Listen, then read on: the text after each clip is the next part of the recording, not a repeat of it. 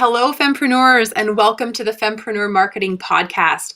I'm Lindsay Berry, founder of YYC Fempreneurs and Fempreneur Marketing School, which is a 6-week experience to help you find your voice on social media while you're surrounded by a supportive team of like-minded ladies. And today's episode is an interview with one of those incredible like-minded ladies who is currently in summer school with about 15 other women. We've got a few more kind of coming in here up until July 31st. So if you want to register for summer school and dive in with us before July 31st, you can absolutely do that at yycfempreneurs.com. Rebekah's business hits really close to home for me because she started it out of childhood struggles and struggles that actually lasted past her childhood into adulthood. She's a newer mom. She's got a 2-year-old little guy, and her business is around nutrition and the mindset and the relationship with food, which is such a powerful thing, ladies. I'm sure all of you know the struggles we can face with food and finding the right things to eat and just feeling guilty and like we're always spinning our wheels when it comes to that. Rebekah's going to share some really cool stuff in this episode. So I'll stop talking. Let's dive in. I hope you're listening to this with your sunglasses on and a nice cold drink in your hand with an umbrella in it. Have a great rest of your day, and let's get into the episode. Friday, woo! Yes. And how has your week been? Pretty good. Just been spending a lot of time with my little guy and spending time out when the weather's nice. We're just taking every opportunity we can get to get outside. So, Good. no, things have slipped a little bit inside the house, but I'm okay with that. So That is totally fine. Yes, I have confirmation that we are live. Oh, awesome! There it is. Awesome. Okay. Welcome, everyone. I don't know a lot of you watching this. Rebekah and I are new friends. We met very recently, and I'm just, really passionate about what she does for business. And I empower female entrepreneurs through my marketing school and through YYC Fempreneurs. And I really am excited to have the opportunity to draw some of that powerful story out of her today for all of you. So, Rebekah, why don't you get started with sharing how long ago you started your business and why you started your business? So officially I started my business in September, but this whole business idea has kind of been in the back of my mind for a very long time. So yeah, like I said, September, I went back to school in September and got my applied nutrition science diploma. And prior to that, so 2 years ago, I lost my job. I had a job in sales and marketing in oil and gas, and I lost my job. And to be honest, I wasn't very happy at my job. So it was a perfect opportunity for me to kind of branch out and figure out what I was really passionate about. And it's really funny because here I was completely lost. I had been with this company for a really long time. And all these people are telling me, you need to do the nutrition thing. You're really passionate about it. And everybody's telling me this is what I need to do. And meanwhile, I'm like not figuring it out for myself. Yeah. So I'm really thankful for the people that, inspired me and gave me that push. I have a question. When you said not figuring it out for myself, like what did that look like? Was that self-doubt? Was that just like literal confusion of how to get started? Like what was that phase like? Because there's a lot of newbie entrepreneurs or women watching this that probably would love to start a business. So I think if you could paint that picture a little more, I'd really appreciate it. Yeah, it was, having a job is it's safe. It's comfortable, right? So you know that you're always going to have money coming in, you know how much. Until they let you go. Until they let you Hearing go. that, right? Right. And at what cost do we, sacrifice money for our stress and our happiness and everything, right? Yeah. But I think a lot of it was self-doubt, just a lack of support, like just asking for help and reaching out and, having someone that could be there alongside me and help support my dream, which is my family, my husband. He's very supportive of what I do. So I'm really thankful for that. Not everybody has that opportunity or that support person. Right. For that, and it was self-doubt. It was, what if I fail? What if this doesn't work out? And, you know what, like, you know, I've actually endeavored in other entrepreneurial projects in my life, and they haven't worked out. Okay. I used to make jewelry. I had a jewelry business, but I tried to manage that on top of working a full-time job, and it was just, it was too much, right? So, um, but this is something I'm passionate about, and I'm excited to share with the world. So Awesome. And I was listening to an episode of the Tim Ferriss show recently. I think I shared it with all of you girls. The one that is actually an excerpt from his new book, Tools of Titans. And I can't remember who he was interviewing, but you know, just some of the most successful entrepreneurs in the world. And he was like, you know, never start a business unless someone asks you to. well, and Right. that's the thing, right? And you know, now I'm seeing that I am getting some support from people I know, and people are sharing my posts and my, you know, they're telling people and they're coming to me with questions, and Yeah. you know, it's kind of all falling into place, I guess. Cool. That's Mhm. awesome. Mhm. So I think the world's most successful businesses do also have one commonality based on my research anyways. I'm sure you're going to agree with this. And that is that it's fueled by a huge sense of purpose, a huge why. So you've experienced some pretty big stuff in your life. You've had some challenges, as we all have, Yeah. but specifically around nutrition. So Mhm. when did those challenges really start for you? And when did you start to feel like, you know, maybe I'm a little bit different and I'm challenged in this area that maybe others aren't, and I need to figure this out? Like, how did that all start for you? Yeah. So, you know, I was born in the 80s, and I, you know, I'm sure a lot of people can relate to this. I grew up with a mother who did every diet imaginable, you know, Weight Watchers and, you know, name it, right? The cabbage soup, the detox teas. You know, people from the 80s and 70s were like entrenched in this diet culture where you need to be thin. Yeah. And so, and thin was equated to being healthy, which we know now that's not true. Right. And there's, you know, there's people who are in their 50s and 60s that still have that diet mentality. But anyway, backing up, growing up, you know, my parents were busy, they both worked. I didn't have the greatest diet. I ate a lot of processed foods, and at the time, no fault of their own, we trusted the food producers. We believed that the food was healthy. And come several years later, everybody has all these health problems and obesity's on the rise. But I Mhm. was an overweight child, and I was teased a lot for it. Mhm. And then probably around the age 16, 17 was when I just became obsessed with healthy eating and exercising and Mhm. that kind of thing. And then here I am, almost 39 years old. 20 years later, I was finding that I was still having those challenges around food. I was still feeling a lot of guilt. I was still feeling if I eat this cupcake, I need to go to the gym for 2 hours and burn it off. And Yeah. eating was no longer enjoyable for me. Exercise was no longer enjoyable for me. And having a life centered around food, Mhm. I just realized I can't live like this anymore. Wow. And I know that there's a lot of people that feel the same way that I do. And I want to change that. And I want to change that rhetoric for the younger children too, for the girls that are growing up. There's been studies done where they've asked girls ages 5 and 6, when they think of the word diet, they associate that with weight loss. And that Right. is something that to me, that's scary, right? Mhm. So that's something that, you know, I'd like to play a part in changing that. And hopefully, you know, we have these girls that feel good about themselves and don't feel guilty for having ice cream, and don't Mhm. label foods good and bad, and are just able to feel comfortable. And yeah, so Okay. And my main purpose is to help people get away from that thinking, like, yeah.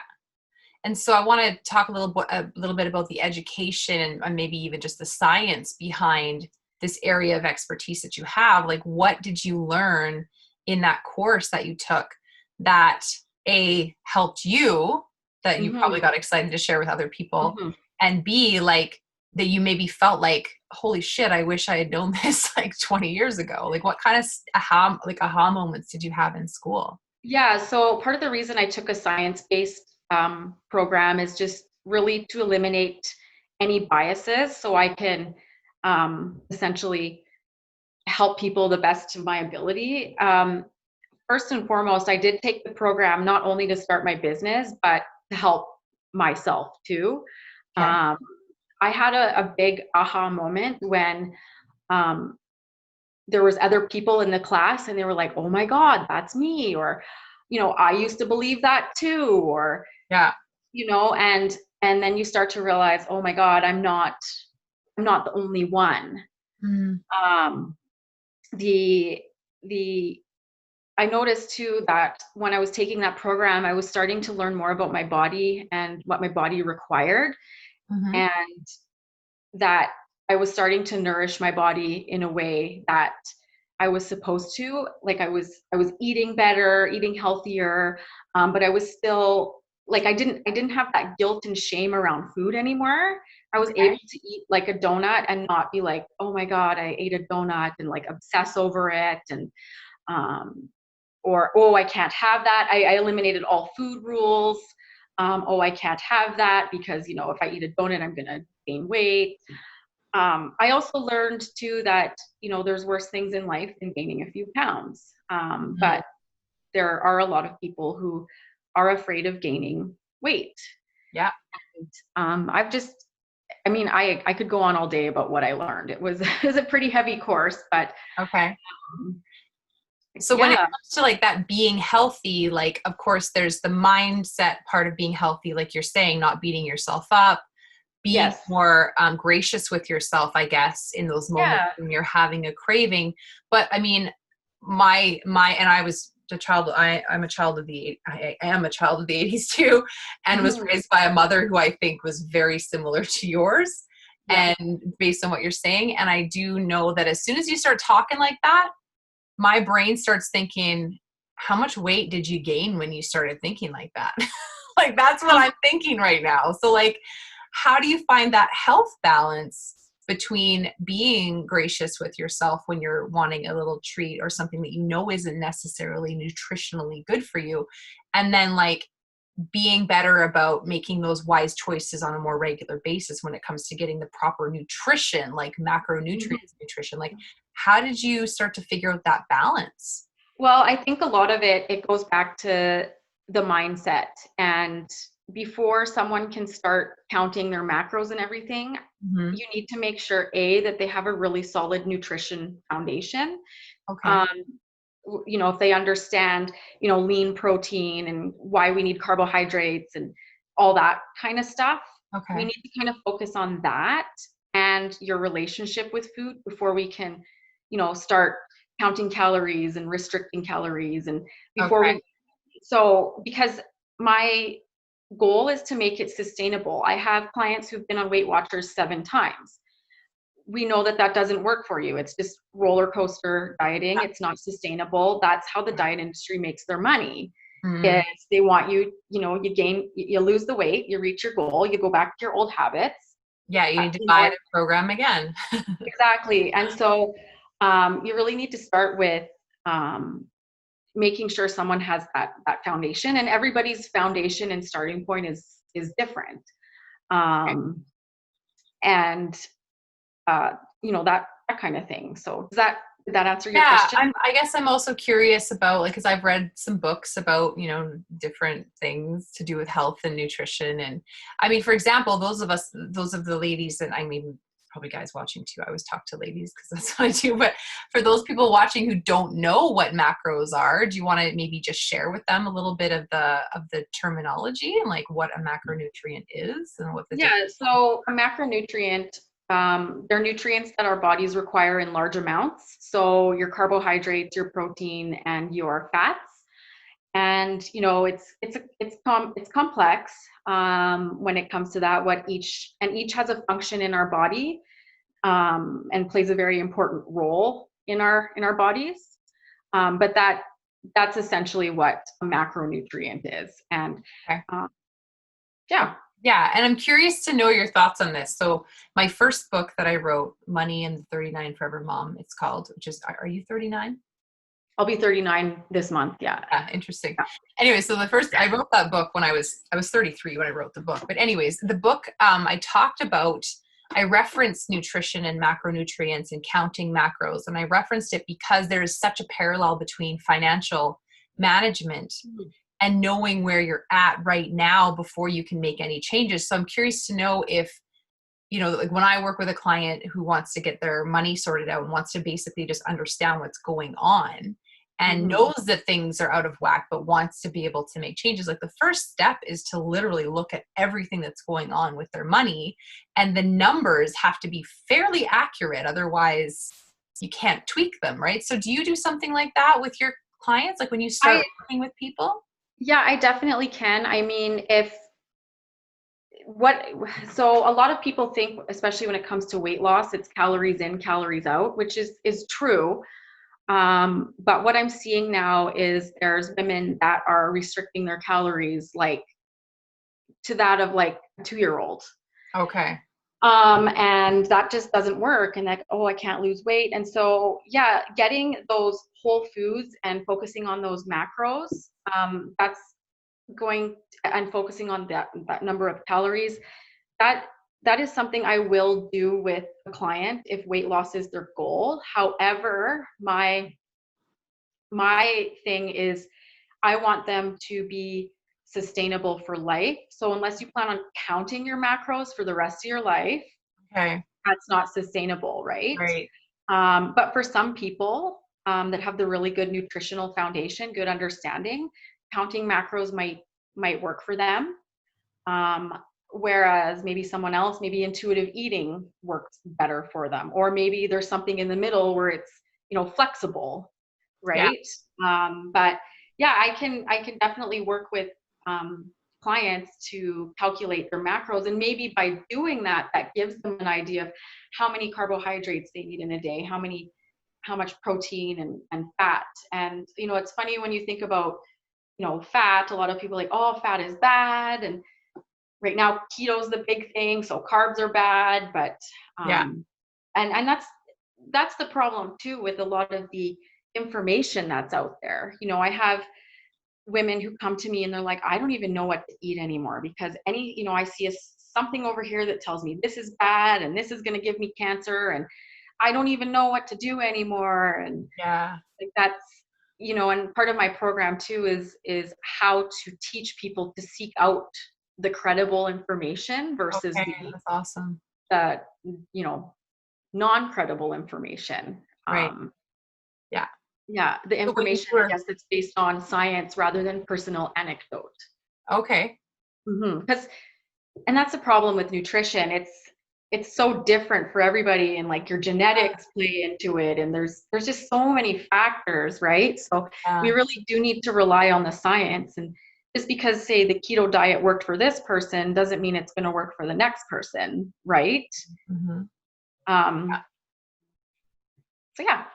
Yeah. And so what were your energy levels like, and maybe just your overall mood when you started implementing the stuff you were learning in your nutrition course? Did you notice drastic changes in that? Yeah, I definitely did. And I think even part of just feeling better, I'm like, not only was I nourishing my body, but because I had a purpose, that made me feel really good. And that kind of made me want to get out of bed in the morning. And, it's something that I had been searching for, I guess, for my whole life, right? Like, when you're a kid and you're in high school, it's like you have to make a decision what you're going to do. And, here I am 39 years old and I'm just figuring it out now. So, maybe at a young age, we're almost forced to make a decision, but maybe that's not where we belong. Right. So I'm seeing this with quite a few people now. They're able to take that, that opportunity of losing your job and doing something that, is fulfilling. Allows me to spend time with my son. And it allows me to connect with people, which I love doing. So cool. Very cool. And I mean, you've obviously designed programs, one-on-one training, group stuff, all sorts of ways for people to gain your knowledge, to be a part of, that change that you've experienced and to experience it for themselves. So I guess talk to us a little bit about what that looks like and how you developed your business from taking a course. Like, I mean, does the course teach you how to become an entrepreneur or They just do teach you have the fundamentals? yeah, so actually the program was really good because a lot of health people that go and take health programs, they aren't taught that business side of things and social Right. media. Right. What was really nice about the program that I took, they did have an actual unit on entrepreneurship. Wow. It wasn't vast, but it was part of the program. They taught us how to get a business loan if we needed. One of our projects was to have to start our Instagram or Facebook to start Oh, that. That was one of our assignments. awesome. Um, they taught us where to go to get a business license and GST and whether we want to incorporate our business or not.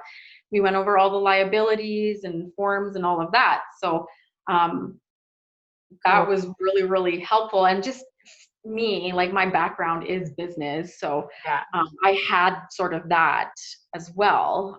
But it was nice that the program was able to teach us that. And then they also have a part where people who are already business owners or industry people, they come in and talk to us about their business and they'll share some of their tips and how they got started and, apps that they use and things that they're doing. And then we get the opportunity to go and work with someone like that for 40 hours. Oh, So wow. Okay. yeah. So it's a good program. I highly recommend it for anybody that's looking to make that switch. What's it called?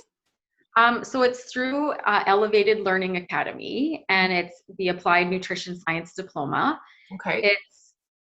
You do it mostly, you do online, mostly at home. You do all your lectures and quizzes at home. Okay. And then you go to a classroom 3 days a week. But it's a 6-month program. It's intense. It's a lot of content. You basically won't have a life for 6 months, but you're able to fast track getting a diploma, which would normally take you 2 years. So wow, that's awesome. It's intense. For you. That's so great. Thanks. Wow. And Yeah. you're a mom of a little guy and your wife and you're just like getting your business off the ground. Like you must feel fairly busy most days. Yeah, I am busy, but I try really hard to, shut it off at a certain time at night and Good. go to sleep because I realize sleep is important for my health too. Yeah. And my son is another reason why I'm doing this. I look at him with his eating habits. Kids are the original intuitive eaters. They eat, you put food in front of them and they'll decide whether or not they want to eat, and they'll decide what they're going to eat, and when they're done, they're done. They have little tummies. We can't expect them to eat the same amount of food that I eat. And if kids have, say, a day before where they've eaten a lot, they'll maybe not eat as much the next day. So these are things that I'm a lot more aware of when I'm watching my son. We don't make him finish his dinner. You have to finish your dinner before you can have dessert, because that's just teaching kids to override their fullness cues. And we don't really want dessert to be an issue anyway. We shouldn't have to earn our dessert. Because there you go, you're using dessert as a reward for finishing your meal, and that's going to create issues in the future when it comes to your child's relationship with food. So a lot of the time I'll either not serve dessert or I'll just serve dessert with dinner. I'll put a cookie on the side of his plate. Interesting. Yeah, and then like dessert that. isn't an issue, right? So yeah, there's lots of little tips and tricks, but yeah, I learn a lot from watching kids and how they eat. Okay. Are there books specifically that you've read perhaps that are specifically around that sort of science of studying these little people that haven't had their habits changed yet by force? I haven't read any books, but there's a really good website where there's actually been studies done around this. It's like backed by science. And so there's been, it's, what is it? I'll share the link at the Throw end. it in the comments after. Yeah, for sure. Yeah, it's really good. We haven't got any questions or anything like that. I probably should have said that when we started, that if anyone had a question or anything for you, they could pop it into comments, but that's okay. We'll remember to do that next time. No, this has been really, really interesting. And I think, I would like you to just speak for a moment to the female entrepreneurs watching this, the women who are maybe not even at that stage yet. They have an idea. They think it's going to be a good business, but they're not really confident enough to take the next steps. What would you say to those women? So I was that person. You just got to take a deep breath and just do it. What's nice about what I'm doing is I don't have to, I'm doing consulting, so I don't have to bring in a bunch of inventory or spend a ton of money up front. But yeah, and end the self-doubt. That's, how do you do that though? Like, how do you do that? Like, is it who you surrounded like, how did you get over that? Did you change who you hang out with? Did you change what you put into your brain? Maybe new podcasts? Yeah. How did you? Just like changing your thoughts around food. It's something that's a work in progress, and it can take a long time to get there, to change that mindset. Something that worked really well for me was journaling. Like, you can do this. You are, and surrounding myself with people who are encouraging, much like the YYC Fempreneurs. I'm partnered up with Shannon, and she's amazing. She's been in business for a long time, so she's shared tons and tons of tips with me and some of her struggles and things. And there's many times I've thought, oh my God, what if I fail? But even if I do fail, I have a soft place to land.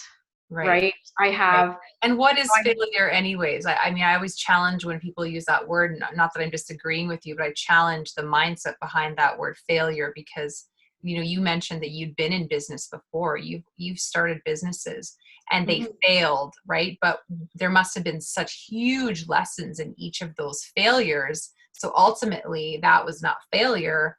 That was like pre-training for the real deal. Like that was setting you up for. It was learning, right? And you learn from it, like what you can do differently and what you shouldn't do. And for me, like time was always an issue, right? Like, yes, I want to do this, but then having a full-time job at the same time, it's just too much. But the full-time job is safe. But if you have the expertise and the background, and if I just said to myself, you know what, if this doesn't work out, then worst case scenario, I have to go out and get a job. Right. Exactly. Right? I love that question. And what's the worst that can happen? And I think we sometimes forget to ask ourselves that. Yeah. And we're really scared of the what ifs. And then when we actually look at the what ifs, like the worst case scenarios, we're like, shit, that's not that bad. Like, I'll be all right. I'll figure that out. Yeah. I'll go out, I'll get a job, I have lots of support. Like, I'll be fine. I must remember. There's always jobs out there. Exactly. So that's kind of how I looked at it. Like, that would be the worst case scenario. And I do a lot of reading too. And I know that you're a big fan of Dale Carnegie. And that I know he has a book, How to Stop Worrying and Start Living, which I've read. And then I've taken the Dale Carnegie Sales Advantage course too, and actually volunteered for them a little bit as well. Just working with people and coaching them. So it's just kind of getting out there and surrounding yourself with people that are like-minded, that will encourage you and inspire you. And those who don't support you, or I mean, you can't be around people that don't support you. They're energy vampires. They will make you doubt yourself. And so surround yourself with good people. Nice. Well, thank you so much for allowing me to have this conversation with you. And is this your first ever Facebook Live? I know. Yeah, it is. Hey, you've done amazing. Good job. And I Thank want to you. do a quick shout out to Corinne. She's been Yeah. watching, and I'm so grateful for Corinne. She came into the Fempreneur community last summer, and she's referred a ton of awesome ladies. You are one of those, to the YYC Fempreneur Marketing School. And so, Corinne, if you're watching, listening, thank you so much. And yeah, because it wasn't for you, I wouldn't know Rebekah. And I'm really enjoying getting to know you, Rebekah. And I'm just so happy to see another woman who was very much called to do something very big and scary as a business. You stepped out and you did it, and you've overcome a lot of fear. And I'm sure you're not anywhere near the end of that, but we never are, right? And you have a super awesome team, and it's gotten bigger recently. So congrats. And is there anything else that you wanted to leave people with? I mean, obviously your website is balancenutritionyyc.com. No, it's my website's balancenutrition.ca. Oh, balancenutrition.ca. And your Balance Nutrition YYC on Instagram. Yes. Okay. Yes. Awesome. Excuse me. You know, I want to leave you with this. I want everybody to be kind to themselves when it comes to your food choices. And, you know, it's really hard to change those habits when we've lived them our entire lives. But give yourself permission to enjoy, you know, a s'more with your family sitting around the campfire, or an ice cream cone, or, you know, just be kind to yourselves. Oh, I like that. I like that a lot. Awesome. All right. Well, yeah, have a great Friday, everybody. Thank you so much for watching this. And yeah, I mean, tag a friend if something's resonating with you, and tag her in the comments, him or her below. And yeah, and thanks, Rebekah, for everything you do for the YYC Fempreneurs. No problem. Thank you. Okay, bye for now.